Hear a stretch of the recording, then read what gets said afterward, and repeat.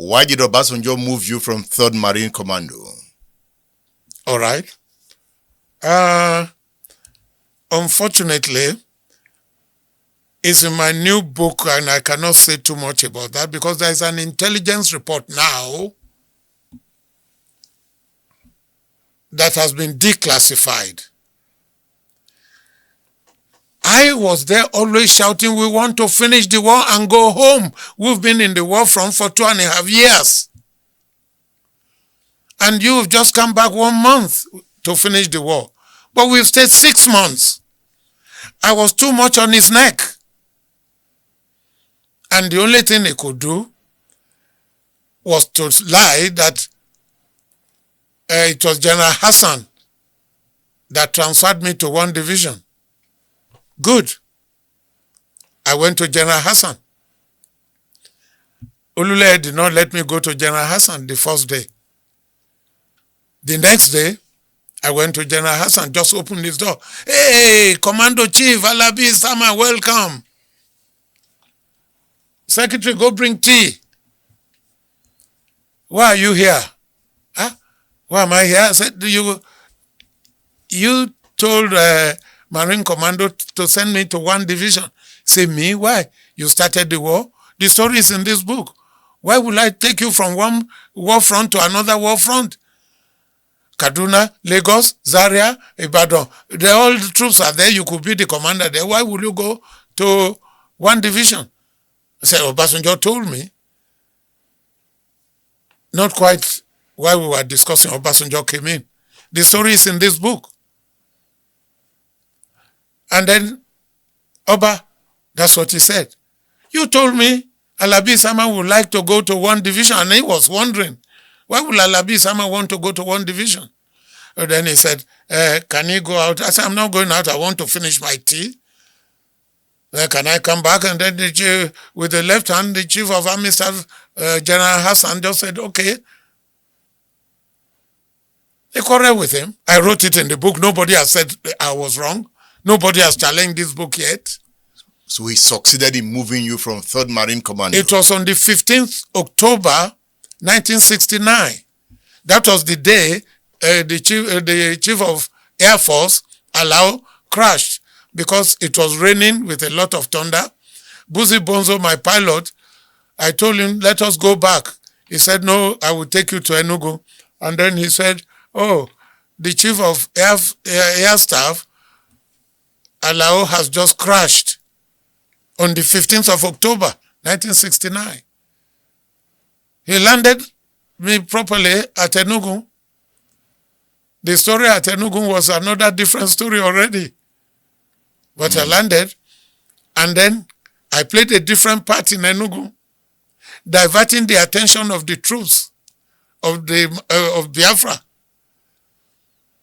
I had a party, and at that party, we had people that came. Geraldo Pino was the best band in Lagos at the time. I flew him in. And people were deserting Biafra. I have the picture in my new book that I'm writing now. I had a radio and a war room. I used Justice Aniogulu's house at New Haven as my war room. He had a room full of drinks. I just locked it up and kept it there. At the end of the war, I went to see him. He said, you were the one? I said, yes. And you locked the place. Even when I was leaving, I painted the room that I was using. It was a big house. You know. So you ended the war at the 1st Division Enugu. I went there. And then I was, late Ibrahim Bako was told to take me to the hottest part of the war. I wrote that in my book. Because the 1 division had just lost to Zoakoli. And I think Babangida was shot and left. And there was this other officer. The man was supposed to be his friend. I've forgotten his name now. The man that was shot, that was trying to organize a coup against Babangida. Mama Vasa? Mama Vasa. He was the person I met there. when I look at his map and everything, you had too many people. We don't have this number of troops. Let's keep them as reserves. Say, oh, we have reserves. You have reserve plus this number of troops. Anyway, by a week or so, the place was organized and I left. I went back. It was then Shua came to hand over to Bisala. And he said, Alabi, I was told that you will run away when they start fighting. I said, run away. I captured Afikpo and I handed over Afikpo to one division. And they knew that, but Obasanjo told them so. Well, it's okay. He didn't like me anyway. And Obasanjo didn't like you? I don't know the reason. Up to today, he had never... I called him a coward. He didn't reply. The book is here. I called him a killer. Why? Because soldiers, he went to see Iluyomade, may he rest in peace. He has just died. As soon as they started they opened fire, he went back into his vehicle that he was going to bring ammunition. I briefed you the way we were organized. Every officer had an extra ammunition. Every commander had an extra ammunition. Every brigade commander had extra ammunition. Iluyomade will have extra ammunition. His sector commander was Akinade, who had extra ammunition. And you were going to bring ammunition? And it was there he was shot in the buttock. And then went into his vehicle and went away. Who was shot in the buttocks? Obasanjo. I wrote it in my book here. And then, he then gave ammunition to the orderlies. We don't do things like that. You can use radio to call even the quartermaster to bring the weapons while we were fighting. If we needed weapons or we needed ammunition, you don't need to leave the place. But he left the place. But the grounds, this interview is not about Obasanjo. Because the problem I have with him was to say that Alabi Isama to demonize me. I planned the Third Marine Commando operations and I wrote everything in my book. You gave a hint about Pinsa 1, that Obasanjo accepted Pinsa 1 as a strategy. And if he had gone ahead with that strategy, what would have happened?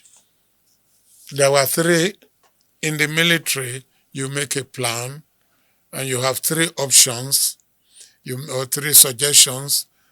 You can recommend this or recommend that.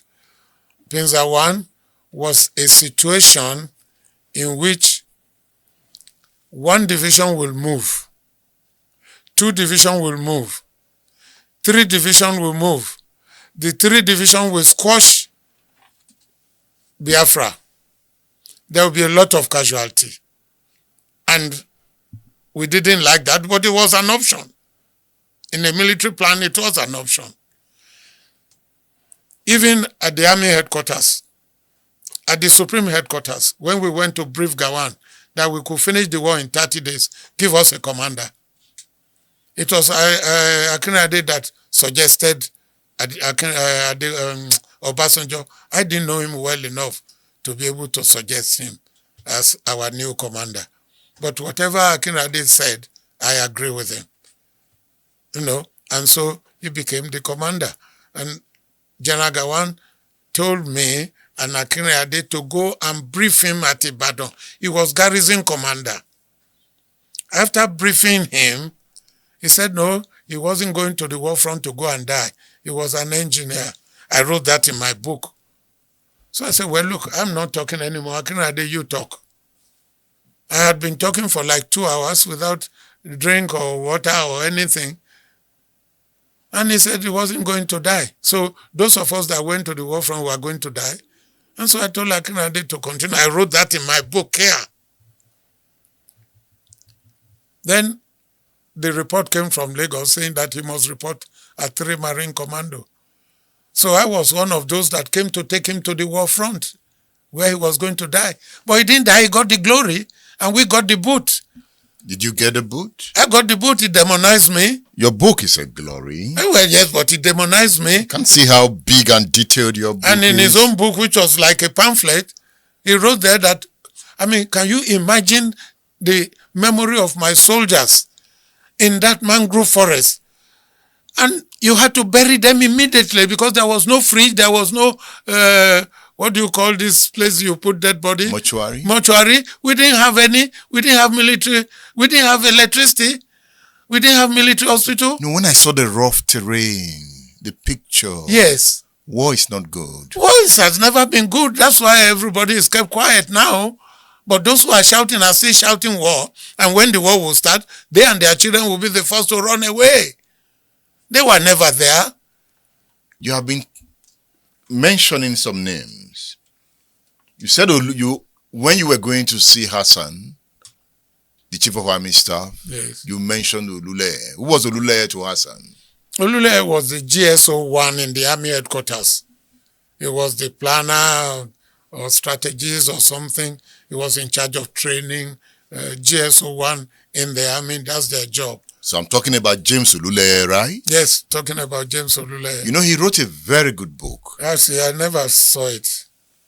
Military Leadership in Nigeria, 1966 to 1979. By Olule. Who was he? What kind of officer was he? He was okay. I mean, I worked with him for about a year.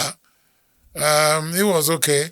He didn't like golf, and I was introducing golf to the army in 1971. And he didn't seem to like golf. I was his GSO-1. I was his officer. Very thorough man. He came from the ranks, so he knew the nitty-gritty of the military. And he has never been a bad officer, and he's very clued up. He's very clued up. He's okay. You've mentioned that again and again. Yes. Take us into the life of that man in the war. Well, first of all, he has been my friend ever since we were cadets. We used to play the pranks of our age, go out at night and escape and come back. Oh, I must tell you this interesting story. I was guest speaker at his 80th birthday, and I told the story as well. It was a situation in which we went to chase two ladies, and we took them to Zaria from Kaduna for Miss Nigeria dance. We were not allowed to go out, but we sneaked out. We didn't know that the two ladies were girlfriends of our instructors. The instructor went to the house, the lady's house, and the mother said, two cadets came to take them to Zaria. Said, two cadets? Now, we were lucky. In any problem, you must go back to this situation. Even if you are quarreling with your family, your children, your wife, go back to the error. What caused it? He would have gone back to the school to find out which cadet was not there. He didn't do that. He came to Zaria to catch the two cadets. If you look at the picture, it was always on my left. We had studied the place, the bathrooms and the restrooms and everything. And as soon as I saw the instructor, I jumped through the window. He went through the door and we escaped. We came back the next morning. The guests were not going to say anything. Who brought you here? I said, some friends. Where are they? They've just gone away. They were cadets. They said, no. We went back to school. We went back and slept. Nobody saw us. And the next morning, he came back. Who are the cadets that went to Zaria? Nobody said anything. There was cadets officer like a prefect and was Abisoye. We had already told him, you will be Judas if you tell anybody that it was both of us. So you better keep quiet or you will die before Jesus. And he didn't say a word. He didn't say a word. You know, and Kinado has been my very good friend. I trust him. up to today, in any military situation that we are going to discuss, even the final battle, Pinza 1, Pinza 2, Pinza 3, at the end of it all, it was Akinrade that implemented Pinza 2. And that was, why was it called Pinza? I will have to show you that on the map. That is Owerri. Owerri on the left, Umuahia on the right. Between Owerri and Umuahia, 80 kilometers in the bush, there were villages in there, and that was where we passed through for the final battle. Akinrade took the surrender. Biafra, one division was saying, well, you are going back to where we were coming from. Yes, but you came through Okigwe and came through to Umuahia, 45 miles. Okigwe to Umuahia at that time was 45 miles. And then you were coming from Enugu, another 45 miles to Okigwe.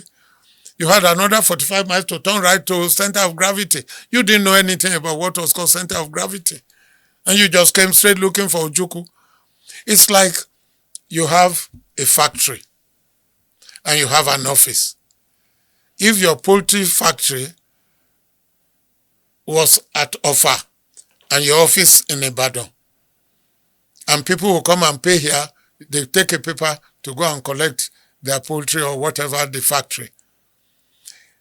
If you capture the office, they will just move their office and go somewhere else.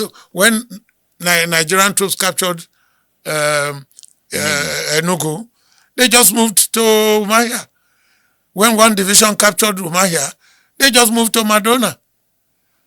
And I told them, there will be casualties. I don't want to attack Umuahia. I want to go to the center of gravity and the war must end. There was no need quarreling about that. And they said, no, I must go to Umuahia, and I refused. And that caused another rift between Obasanjo and myself. I did not go. The nearest I went was in front of about 20 miles from Ikota-Ekpene. There's Ikota-Ekpene-Umuahia road, passing through, what's the name of this village, where there is a University of Agric. Umudike. You know, and Biafra blew the bridge, and that was fine by me. They blew the bridge. I wasn't going to Umuahia. You didn't take orders? No. It was what we call illegitimate orders in the military. There are orders that are wrong. The men will just get killed for nothing. So you can refuse order? Oh yeah, you can refuse if you think it was illegitimate, and they will court-martial you. Could you have They told a lie in this book that they court-martial me. They didn't. They lied. It's a fake court-martial document right in this book. It's there in this book and nobody has said no. Would you have refused Adekunle's order? Of course I would. Because Adekunle himself wanted me to go to Owerri. They all wanted to capture Ojukwu. Ojukwu was not the center of gravity of Biafra. You were not interested in capturing Ojukwu? No. What were you interested in capturing? I was interested in finishing the war. And finishing the war, you know what? If Ojukwu was captured, Biafra would still be more annoyed to go on fighting. When Umuahia was captured, Biafra was still fighting, and I told them to capture Umuahia, Biafra will continue to fight. We must go to the center of gravity. That's where Oguta. They will not be able to fight. That was Uli, Iyala, and Uga. Uga will be reserved. We will not attack Uga because we may need reinforcement. Flights will be waiting with reinforcement landing at Uga, but we will take Uli, Iyala. It was a simple strategy. Nobody need to die. Did you meet Ojukwu before the war? I met Ojukwu before the war. At Mama Biga's hotel. My mother was a good friend of Mama Biga. Mama Biga is Ojukwu's mother. Ojukwu's mother, Mama Biga. And she helped my mother to buy a house when the army refused to give me married quarter. My mother just went to buy the house. You know, said, why will you not, that's another story. Why will you not allow me to marry? They said, I didn't have enough salary to maintain a wife as an officer and then to maintain married quarter. Then my mother said, we'd like to see the commanding officer, a British officer. So my mother went there and they greeted him and spoke in Yoruba. Somebody interpreted, and they said, why will my son not be able to marry? If he dies in the army, we have nobody else. And the sister had married and left home, and I was Moreni Keji. I was the second with her. So why will I not marry so that we can have children in case I die in the war or something? And the man said, well, look, number one, I didn't have enough salary. I think my salary was £5 or something a month or so. My mother said, all right, I will give him £40.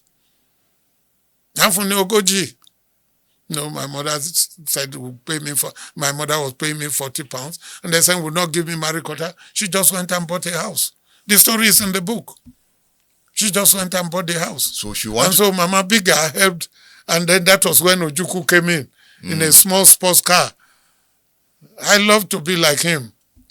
You know, it was okay. But his tactics was wrong. His tactics was very wrong. Should the Igbos have gone to war? Whether they should have gone to war? The Igbos went to war. I don't think they should. I think the question would have been, could they have won the war? Why would they have gone to war? People were killed. The Hausas came up. I'm using the word Hausas now. Came up and revenged. Ojukwu was quarreling with Gawan, that he was senior to Gawan. But there was a coup, and the coup leaders made Gawan their leader. If you want to take over from Gawan, you come to Lagos. He couldn't come to Lagos. So, the Biafrans, if you ask the question, could they have won the war? The answer is yes, and the answer is no. I can only explain that to you on the board. Yes, because they can win the war if they stay within Biafra. Why do you want Biafra? They want Biafra for their survival, according to him, according to his radio statements. The survival of my people. And you went against the aim of that survival by opening and escalating the war. It was the escalation of the war that caused the reorganization of 1 division, 2 division, and 3 division. But Nigeria attacked Biafra first from the other end. Yes, it was police action. You do not have to escalate the war. That's what I'm trying to explain to you. You don't have, this is the River Niger. Stay there. Anybody that crosses River Niger must die. This is Atlantic Ocean. Control the Atlantic Ocean. Anybody that crosses Atlantic Ocean must die. Then your only fight was to go to Benue River Benue, and stay by River Benue. All your effort will be to capture the Benue River. Anybody that crosses River Benue must die. Because there was a gentleman called Tarka, a politician, with Awolowo. They were in jail together. So the people were on the side of the federal government. Joseph Tarka, thank you. And again, that's politics. You must know this military history enough with politics. If Nigeria will get the politics right, the country will be right. Every other thing will be right. It's the politics that we have not been able to get right. Akiniade received the surrender from Biafra, right? Yes. So what did Obasanjo receive? Oh, okay. You know, Obasanjo was the commander, was the assigned commander. It's like a football coach. Okay, we won the gold medal, 1999 or 96 or so. We won the gold medal in Atlanta. 96. Yeah. Bonfrey was not there. Bonfrey was running around looking for money to pay hotel bills of our troops, of our footballers. They were playing football. The people double-locked the law. because we didn't pay hotel bills and we didn't have credit cards. And Bonfrey was running around. Just about 20 minutes to the end of the game, he came back. He got some money locally. He said Nigeria did not send him money. Nigeria said they sent money. Where is the money? Anyway, there was this argument, and the boys were playing football. The boys won. He was still the assigned coach. So Obasanjo was still the assigned commander of General Gawan wrote that in his foreword. He was still the assigned commander, even though he was not there. He was in Port Harcourt arranging a party for General Adebayo, who was the governor of Western Region. General Adebayo did not go to Port Harcourt without an invitation or without an approval. So they were arranging a party. Even he wrote in his my command that General Adebayo's party became Victory Party. So Akinrade, having captured Ule Hiala, Biafran troops all gathered together and sent Achuzia. Achuzia said he will go and meet the front commander. And Akinrade and Tomoye followed, the stories in this book, followed Achuzia. And Akinrade left a word that if in 1 hour or two they didn't come back, they should level the place.